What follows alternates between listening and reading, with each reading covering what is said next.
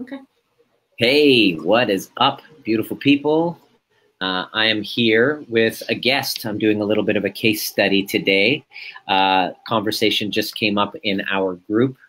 We're talking a lot about transference, and we're talking about projection, and we're talking about how the past crises that we go through that are unresolved, that are stored in the cells of our body, then just get puked out, and we start to recreate certain challenges which create anxiety in our relationships, create breakdowns, breakups, and most of it's completely unconscious. So I wanted to have my guest, Janet, here to come and share a little bit about her journey with us starting about a year ago, and how the relationships of her past with, primitive caregivers have been impacting her relationships. So Janet, thank you so much for being here. You're in Sydney, Australia, right?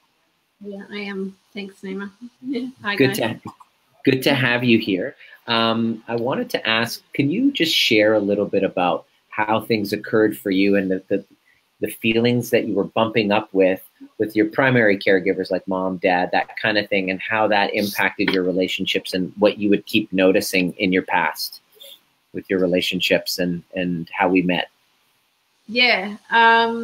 So when I met you, I was feeling probably quite blocked, and I wasn't sure why. And my health history in the past is in 2010 I had a tumor in my kidney, and it was a malignant type of tumor, and I had to get my kidney removed. And I knew there was a big emotional component to that. So I guess when I got to the point with you, I knew there were still things I needed to work through, even though I'd done a lot of personal development and had gone on this big health path. But in terms of relationships, I knew there was a lot of things that happened to me that kept coming up in my intimate relationship, and I guess with my relationship with my dad. And could you see parallels happening with the two? Like, you were bumping up against quite a bit of friction there that kept coming up throughout the work that we were doing. Yeah, and I kept, like, there was lots of triggers that I had from past relationships, and when we did the work together, we sort of went back through and did some work on my dad, or my relationship with my dad. And I realized that when I get triggered in relationships, it was to do with my dad and unresolved stuff that I had with my dad. Right. And so, yeah, go ahead. Yeah. So rather than the relationship itself. So yeah. And I couldn't see the link. Like, I knew there was stuff that was unresolved, and I knew there was that, but I didn't realize every time I got triggered in a relationship, whether that be an intimate relationship or with a friendship, often it's to do with, something that you've made it mean that's from when you're a kid. Totally. So what I want everybody to get here is, if you're going through any type of a relationship friction, breakdown, there's a separation. One of the first things that we do, I'm going to be doing a little bit of a live stream workshop on this very thing, because Janet's challenge when she presented us came from a health perspective. But just like anybody who's going through health challenges, there's a story of origin behind why you're sick in the first place. So one of the critical things that we do starting right off the bat is to try to find out exactly what your story is. And the way that we find the story is through relationships. And so the relationship anxiety that Janet was going through, currently, it was after a breakdown in her relationship. And as we started doing the overview method, what popped up was friction with dad. So what I want you to do, if you're listening, is to start paying attention to what you see consistently happening as a friction in your relationship right now. And I want you to spot the transference. This is what I get my clients to do, is to spot the transference. Transference means that nothing we're going through right now is really coming from now. It's a past thing that you're bringing into your current reality that is mostly, as Janet just shared, unconscious. And if we don't do the necessary work it takes to resolve those unresolved issues where we're playing the victim to a parent, then what ends up happening, Janet? What did you notice happening, and what did you see transform after we did the work on it? I think the biggest thing now is, like, doesn't mean I don't get triggered. I still get triggered all the time. But I think the way that I work through it and I take responsibility for the fact that it's got nothing to do with the other person. It's actually me. And I can see that now. So I'm much more of a, not all the time, sometimes I don't, but when I'm conscious, I can observe how it feels in my body, or I can just see, like I become aware of it, that it doesn't sit quite right, and then I have the tools to, I guess, inquire why it doesn't sit quite right.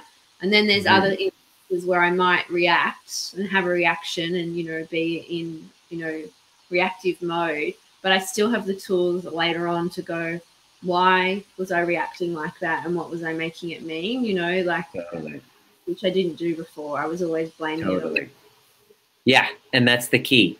And so did you notice that unresolved issue, and without the tools, you would consistently be met with kind of a similar situation within your relationships? A similar feeling would come up because there was unresolved stuff going on. Did you notice that?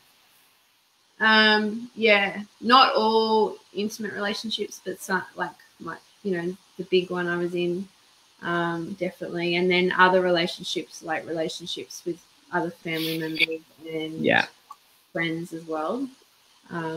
Absolutely. So now here's what's happened. We've done the work. We've cleared that out. And what are you noticing now? You've gone from that state when we met, when kind of a relationship crisis where there's no relationship, there's a breakdown, and you've been kind of patching the floorboards, all the cracks in the floorboards with self-love and all the tools. And what have you been able to create now for yourself? What are you noticing happening now? What's different now after we've done that? Because you almost didn't do it. You were almost worried about the money and participating. That was a big thing. You almost didn't do it because of that. That was one of your obstacles, time and all of that stuff. So what have you noticed changed? I guess like I was saying before, like in my current relationship, I realized that if I feel something, I notice like being triggered, or not even like extremely triggered, but just a little bit, you might feel it in your body, or, you know, and then I'll just be aware of it and I'll sit with it and know that it's something to do, there's a reason, and I'll be able to work back through and go, oh, I'm making it mean this. If that makes sense. You're not as reactive. You're able to, basically you've created an intimate relationship with yourself. And you're now able to be with another. And that's really, I got to say, that was my challenge, an inability to just be with myself, to be with my own emotional pain, and unable to transform what was in front of me and expecting the other person to do it. And so I wanted to commend you for doing that. So that's amazing. So what would you say to somebody who's really dealing with a crisis in their relationship? Because you know people who are going through that in your life right now. Oh, yeah. That are going through that. What is the kind of the message that you have for them? I think the thing that I say to people, particularly when they're going through like relationship breakdown, and this has happened quite a bit to me lately, is saying, what are you doing for yourself? Like, what are you actually doing to work on yourself? And most people will say nothing, or they don't know, they'll end up in tears. Totally. Particularly women, you know, like, notice, and if they've got kids and things, like, they put themselves last. And the reality is that even though it feels so counterintuitive, you really need to work, like, carve out time for yourself and do the work on yourself, because everyone Beautiful. Else, yeah. Thank you for that. Thank you for that, Janet. And so for those of you who are watching and you're noticing that you're kind of in that state and you're noticing a transference happening, you're bringing in the past and it's coming into the present, and your current relationship breakdown or crisis, or one that's impending or you want to prevent that from happening, I have a live stream workshop coming up. The link is in the comment section right now. Make sure that you're attending. It's going to be this weekend in North America and early Monday morning in Australia. And yeah, so it's most of the world. It will be on Sunday afternoon.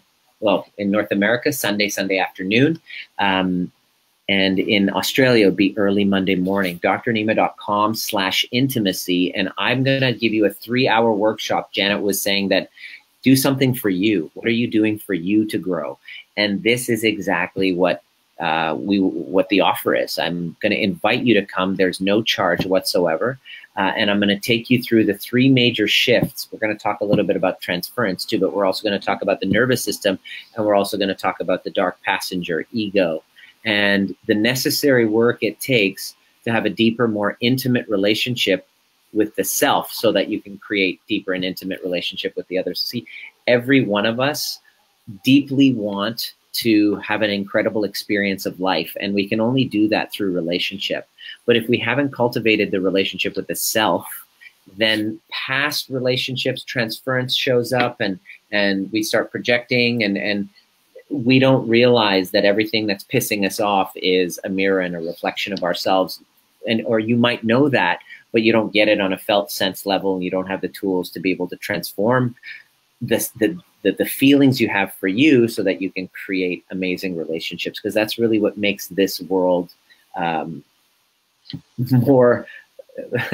more enjoyable, is to be able to have relationship with other people. So I just wanted to say thank you to you, Janet, for coming and sharing your story about how transference had impacted your life and the work that you've done to transform it. Now you're in a pretty damn decent relationship. I've met the guy, and you guys are at a higher level conversation that you were before. And I want to congratulate you for stepping in, leaning into the difficult work and doing the work.